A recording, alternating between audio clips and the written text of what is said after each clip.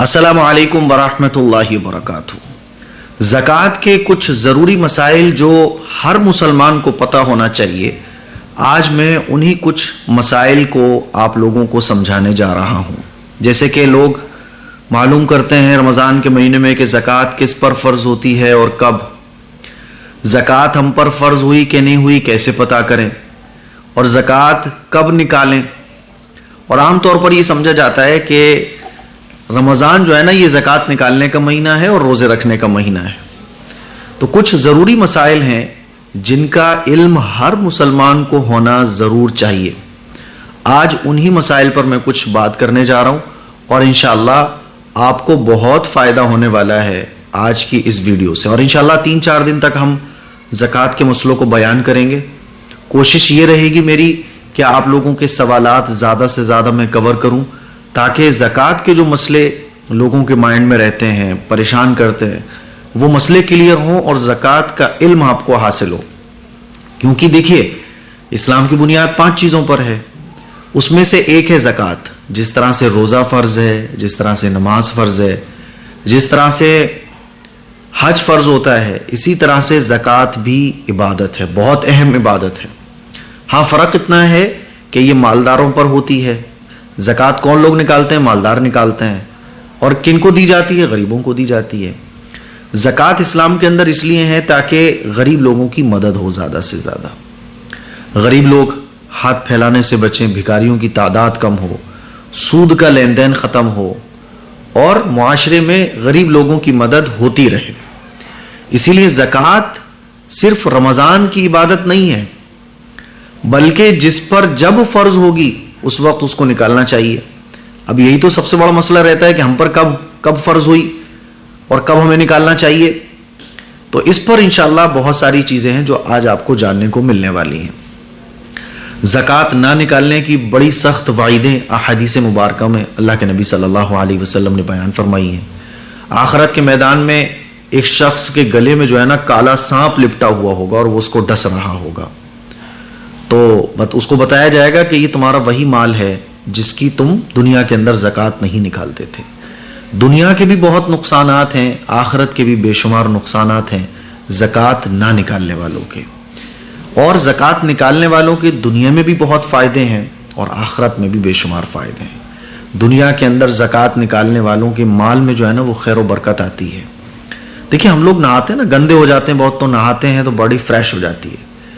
गाड़ी जब बहुत प्रॉब्लम देने लगे तो उसकी सर्विस करवाते हैं। बिल्कुल इसी तरह से माल को फ्रेश करती है ज़कात। जिस माल में से ज़कात निकाल दी जाती है वो माल फ्रेश हो जाता है, दुनिया के लिए भी और आखिरत के लिए भी। अब आइए जानते हैं कि ज़कात किस पर फ़र्ज़ होती है और कब होती है। इसका बहुत आसान सा जवाब ये है कि ज़कात अल्लाह ताला ने मालदारों पर फ़र्ज़ फरमाई है। और मालदार को बहुत बार ये लफ्ज़ आएगा, साहिब निसाब, साहिब निसाब, साहिब निसाब। तो इस लफ्ज़ को आप याद कर लें तो ज़्यादा अच्छा है। तो ज़कात हर उस शख्स पर अल्लाह ताला ने फ़र्ज़ फरमाई है जो साहिब निसाब। साहिब निसाब यानी जो मालदार हो। अब मालदार किसको कहा जाएगा? अगर ये कहा जाता कि भाई जो आदमी मालदार हो वो ज़कात निकाल दे, तो हो सकता है बहुत सारे लोग अपने आप को मालदार समझते ही ना। कोई क्राइटेरिया भी तो होना चाहिए कि मालदार कौन होगा। तो क्राइटेरिया इस्लाम का ये है कि जिस शख्स के पास, चाहे वो मर्द हो चाहे वो औरत हो, इस बात को भी अच्छे तरीके से समझ लेना चाहिए कि जैसे नमाज औरतों पर भी फ़र्ज़ है, मर्दों पर भी फ़र्ज़ है, रोज़ा मर्दों पर भी फ़र्ज़ है, औरतों पर भी फ़र्ज़ है, इसी तरह से ज़कात भी मर्दों पर भी फ़र्ज़ होती है और औरतों पर भी फ़र्ज़ होती है। जो साहिब निसाब होगा उसके ऊपर ज़कात फ़र्ज़ होगी। अब साहिब निसाब किसको कहते हैं? तो इस बात को समझ लीजिए, जिसके पास भी उसके हैंड में इतना अमाउंट है जितने में 52.5 तोला चांदी आता है। 52.5 तोला चांदी कितने में आ रहा है? मैंने 4 दिन पहले सोनार को कॉल किया था तो वो मुझे बता रहे थे कि 52.5 तोला चांदी जो है ना, वो 50,000 के करीब आ रहा है। तो 50,000 रुपए का माल जिसके हैंड में भी होगा। अब 50,000 रुपए का माल में कौन कौन सी चीजें ऐड की जाएंगी, कौन कौन सी चीजें कैलकुलेट की जाएंगी, जिनको कैलकुलेट करने के बाद देखा जाएगा कि अगर ये 50,000 रुपए की आपके पास हैं तो आप साहिब निसाब कहलाएंगे, वरना नहीं कहलाएंगे। वो 4 चीजें कौन कौन सी हैं याद कर लीजिएगा। कैश, कैश आपका जिस फॉर्मेट में भी हो, अगर आप कैश आपके पास कैश है तो भी, बैंक में है तो भी कैलकुलेट होगा, एफडी है या आपने कोई पॉलिसी वगैरह करा के रखी हुई है या आपके पास कोई फॉरेन कंट्रीज की करेंसी है, किसी भी सूरत में अगर आपके पास कैश है तो वो आप प्लस करेंगे, जोड़ेंगे। नंबर 2 सोना, आपके पास जितना सोना है उसको जोड़िए आप। नंबर 3 चांदी, चांदी को कैलकुलेट कीजिए। नंबर 4 बिजनेस का सामान, आप जिस चीज का बिजनेस करते हैं, मान लीजिए आपकी परचून की दुकान है तो परचून की दुकान में जितना सामान है, मान लीजिए आपका जो है ना कपड़े का शोरूम है तो आपके शोरूम में जितना कपड़ा है, तो जिस चीज का आपका बिजनेस है वो भी काउंट होगा। तो इन 4 चीजों को कैलकुलेट करना होता है, कैश, नंबर 2 सोना, नंबर 3 चांदी, नंबर 4 बिजनेस का सामान। इन चारों को कैलकुलेट करने के बाद अब आपको जितने कर्जे अदा करने हैं वो माइनस करेंगे आप। मान लीजिए आपको बिजली का बिल देना है इस महीने, आपको जो आपके दुकान में काम करने वाले लोग हैं उनकी सैलरी देनी है, सब माइनस कीजिए, आपको जितना भी कुछ देना है। माइनस करने के बाद आपको देखना है कि अब आपके पास कितना अमाउंट बचा। अब वो जो आपके हैंड में बचा, 4 चीजें हैं तो 4 चीजें मिला के, 4 चीजें नहीं है 3 है तो 3 में मिलाइए, 2 है तो 2 ऐड कीजिए, 1 है तो 1 ऐड कीजिए, कुल मिला के ये कि 4 अगर है तो 4, 3 है तो 3, यानी इन 4 में से जितनी होंगी वो आप कैलकुलेट कीजिए। अब अगर 52.5 तोला चांदी के बराबर आपके हैंड में है तो आपके ऊपर ज़कात है, और अगर इतना नहीं है तो आपको ज़कात नहीं देनी। ठीक है, यानी अगर 52.5 तोला चांदी के बराबर माल आपके हैंड में है तो आप कहलाएंगे साहिब निसाब, यानी आप साहिब निसाब हैं, आप मालदार हैं शरीयत की नज़र में। और अगर इतना माल आपके पास नहीं है, मान लीजिए 40,000 है, 35,000 है, 52.5 तोला चांदी जितना मार्केट में आ रहा है उतना अमाउंट आपके पास नहीं बन रहा है, तो आप साहिब निसाब नहीं कहलाएंगे, यानी आपके ऊपर ज़कात फ़र्ज नहीं है। तो ज़कात किस पर फ़र्ज होती है? पहला मसला कि जो शख्स साहिब निसाब हो उसके ऊपर ज़कात फ़र्ज होती है। दूसरा है कि कब होगी। जैसे कि लोग समझते हैं कि रमज़ान में ही ज़कात निकालना चाहिए और रमज़ान का महीना यानी ज़कात निकालने का महीना, तो ऐसा नहीं है। हम जिंदगी में जब पहली बार साहिब निसाब होते हैं, मान लीजिए आपकी जॉब लगी, जॉब लगने के बाद आपकी पहली सैलरी 1 रबीउल अव्वल को आई या 10 रबीउल अव्वल को आई, और पहली सैलरी थी आपकी 50,000 रुपये या 1 लाख रुपए, तो आप लाइफ में फर्स्ट टाइम जब साहिब निसाब बने तो वही आपकी डेट अब जिंदगी भर मरते दम तक ज़कात का हिसाब लगाने की हर साल होगी। मान लीजिए आप जिंदगी में पहली बार साहिब निसाब बने 1 रबीउल अव्वल को, अब 1 रबीउल अव्वल ये आपके साहिब निसाब बनने की डेट हो गई। अब ठीक 1 साल के बाद जब 1 रबीउल अव्वल आएगा तो इस 1 रबीउल अव्वल में आप ज़कात की कैलकुलेशन करेंगे। कैलकुलेशन में क्या करना है कि आपके पास आपके हैंड में कितना है और इस पर कितनी ज़कात बन रही है। मान लीजिए अगली साल जब 1 रबीउल अव्वल आया तो आपने हिसाब लगाया तो आपके पास 1 लाख रुपए थे, तो 1 लाख रुपए में 2.5% के हिसाब से ज़कात निकाली जाती है, तो 1 लाख रुपए में 2,500 रुपए आपके ज़कात के हो गए। क्लियर है ना इतना? अब लोग रमज़ान में ही ज़कात क्यों निकालते हैं? तो उसकी बड़ी वजह यह है कि आम तौर पर लोगों को यह पता नहीं होता कि वो ज़िंदगी में पहली मरतबा साहिब निसाब कब हुए थे।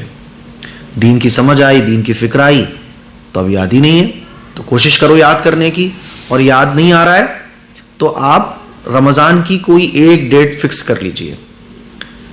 एक डेट फिक्स करना बहुत ज़रूरी है। ऐसा नहीं कि इस साल आपने 1 रमज़ान में ज़कात कैलकुलेट की, फिर पिछली साल आपने 10 रमज़ान में ज़कात का हिसाब लगाया था, ऐसा नहीं, एक डेट फिक्स कीजिए। जैसे 1 रमज़ान, अब ज़िंदगी भर 1 रमज़ान को आप हर साल ज़कात को कैलकुलेट करोगे। ज़कात को कैलकुलेट कैसे करोगे? यही 4 चीज़ें जोड़ी जाएंगी। सोना है तो सोना लिखिए, चांदी है तो चांदी लिखिए, बिजनेस का सामान है ये भी लिखिए, कैश कितना है वो भी लिखिए। चारों चीज़ों को जोड़ने के बाद देखिए कि कितनी है आपके पास। मान लीजिए 2 लाख रुपए, आपको देना कितना है लोगों को? 1 लाख रुपए, तो 1 लाख रुपए माइनस कर दीजिए। अब 1 लाख रुपए रह गया, इस 1 लाख रुपए पर 2.5% के हिसाब से ज़कात होगी। इतना क्लियर है ना? मुझे उम्मीद है कि इतना आप लोगों को समझ आ गया होगा। तो रमज़ान में ज़कात आमतौर पर लोग इसलिए निकालते हैं क्योंकि उनको ये याद नहीं होता कि वो ज़िंदगी में साहिब निसाब कब हुए थे। वरना असल तो यही है कि ज़िंदगी में जब हम पहली मरतबा साहिब निसाब हुए हों, वही डेट हमारी ज़कात का हिसाब लगाने की ज़िंदगी भर के लिए तय हो जाती है। ठीक है, अब ज़कात हम पर फ़र्ज हुई या नहीं, ये कैसे पता करें? तो इसको पता करना बहुत आसान है। कैसे आसान है? आप एक डायरी लीजिए, डायरी लेने के बाद आप उस पर ये देखिए, ये लिख लीजिए कि आपके पास कैश कितना है। मान लीजिए आपके पास कैश है 20,000 रुपए का, 20,000 रुपए आप लिख दीजिए। सोना देखिए, सोना कितना है, सोना लिख दीजिए 20,000 रुपए। चांदी कितनी है, चांदी भी मान लीजिए 20,000 की है, 20,000 चांदी लिख दीजिए। आपके पास बिजनेस का सामान कितना है, 20,000 रुपए, वो भी लिख दीजिए। आपके बैंक में कितना पड़ा हुआ है, 20,000, वो भी लिख दीजिए। तो टोटल मिला के कितना हुआ, 1 लाख रुपए। 1 लाख रुपए लिख लिया आपने। अच्छा, चांदी नहीं है किसी के पास, तो चांदी को कट मार दीजिए कि भाई चांदी मेरे पास है ही नहीं। मान लीजिए आपके पास 2 चीजें हैं, सोना और कैश, तो कैश और सोना प्लस कर लीजिए। चांदी और बिजनेस का सामान नहीं है तो उस पर कट का निशान लगा दीजिए। तो ये 4 चीजें हो या 3 चीजें हो या 2 चीजें हो या 1 चीज हो, आप इसको अपने डायरी में नोट कर लीजिए कि आपके पास ये 1 लाख रुपए के मान लीजिए टोटल हुआ है। अब आपके ऊपर कर्जा कितना है, मान लीजिए आपको दुकान का किराया देना है, मकान का किराया देना है, बिजली का बिल देना है, ये आप इसमें से माइनस कर दीजिए। 1 लाख रुपए में से मान लीजिए आपने 50,000 रुपए आपका कर्जे में चला गया, जो उधारी आपको देनी है। अब 50,000 रुपए बना। अब 50,000 रुपए आपके पास इस वक्त हैं। अब आपको ये देखना है कि आप 50,000 रुपए इतना अमाउंट है जिससे 52.5 तोला चांदी मार्केट में आ रही है। चांदी का रेट देखिए उस वक्त आप, तो आपने देखा कि 52.5 तोला चांदी मार्केट में आ रही है 45,000 की। आपके पास तो 50,000 रुपए, यानी आप साहिब निसाब हैं, निसाब के बराबर आपके पास माल है, तो आपके ऊपर ज़कात फर्ज होगी। कितनी होगी, 2.5% के हिसाब से कितने हो गए, 1250 रुपए। तो आप लिख लेंगे 1250 रुपए। ज़कात कब निकालना चाहिए, तो इस सिलसिले में भी ये याद रख लें कि ज़कात निकालने का यही है कि आप ज़कात का हिसाब लगाएं, और ज़कात का हिसाब लगाने के बाद जैसे आपके ऊपर ज़कात बनी 1 लाख रुपए 2,500 रुपये, तो उस वक्त आपके पास नहीं है, तो आप ज़कात दे तो कभी भी सकते हैं। आप रमज़ान के बाद भी ज़कात दे सकते हैं, रमज़ान से पहले भी दे सकते हैं, 2 महीने बाद भी ज़कात दे सकते हैं। आप ज़कात दे तो कभी भी सकते हैं, पहले भी दे सकते हैं। मान लीजिए पूरे साल आप गरीबों की मदद करते रहते हैं और ज़कात की नीयत से करते हैं, तो आप लिख लीजिए कि मैंने पूरे साल में इतनी ज़कात दे दी। लेकिन ज़कात का हिसाब लगाने की एक डेट मुकर्रर करना ये बहुत ज़रूरी है। आपकी एक डेट ज़कात का हिसाब लगाने की मुकर्रर होना चाहिए। जैसे कि रमज़ान में 1 रमज़ान, 10 रमज़ान, एक डेट फिक्स कीजिए और हर साल उसी डेट में आप ज़कात का हिसाब लगाइए। ज़कात का हिसाब लगाने के बाद आप लिख दीजिए कि इस साल आपके ऊपर ज़कात बनी 3,000 रुपये, 2,500 रुपये, जो भी है। अब उसको आप कभी भी दे सकते हैं। मान लीजिए आपके पास कैश नहीं है तो आप बाद में दे दीजिए, या आप पूरे साल ज़कात गरीबों को देते रहे और आपने जब ज़कात निकाला, ज़कात की हिसाब लगाया तो 3,000 रुपये आपके ऊपर ज़कात बन रहे थे, आप ऑलरेडी 3,500 रुपये पूरे साल में दे चुके, तो नो प्रॉब्लम, आपकी ज़कात अदा हो गई। तो थोड़ी थोड़ी करके भी ज़कात दे सकते हैं, वन टाइम में भी दे सकते हैं। ठीक है, तो मुझे उम्मीद है कि आपको ये अच्छे तरीके से समझ आ गया होगा कि ज़कात किस पर फ़र्ज होती है और कब होती है, और ज़कात हम पर फ़र्ज हुई कि नहीं हुई कैसे पता करें। अब आप में से हर शख्स जो है ना कॉपी पेन लेकर बैठे, और असल में मुझे कल से बुखार आ रहा है, तो बुखार की वजह से जो है ना ऐसी आवाज़ हो रही है, तो ये सब लिख लें आप। कैश कितना है, सोना कितना है, चांदी कितनी है, और बिजनेस का सामान कितना है। इन चारों में से जो चीज़ें आपके पास है वो प्लस कर लीजिए, और जो आपको दूसरों को देना है वो माइनस कर दीजिए। अब देखिए आपके हैंड में कितना है। अगर वो हैंड में जो आपके है वो निसाब को पहुंच रहा है, निसाब को पहुंच रहा है मतलब वही कि 52.5 तोला चांदी जितने में आ रही है आपके इलाके में, इसके बराबर आपके पास अमाउंट है, तो आप साहिब निसाब हैं, आपके ऊपर ज़कात है।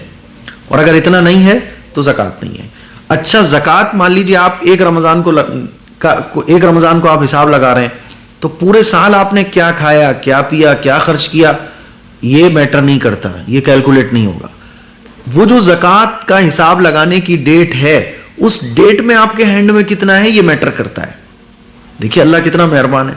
हुकूमत तो हमसे पूरे साल में हम जो कुछ खर्च कर रहे हैं, खरीद रहे हैं, बेच रहे हैं, सब पे टैक्स टैक्स टैक्स, और अल्लाह कितना मेहरबान है। अल्लाह कह रहा है पूरे साल में तुमने क्या किया इससे मतलब नहीं, ज़कात का हिसाब लगाने वाले दिन जो आपके हैंड में है उस पर ज़कात है, वो भी जो आपको देना है कल परसों तरसों एक महीने में, वो भी माइनस कर दो इसमें से।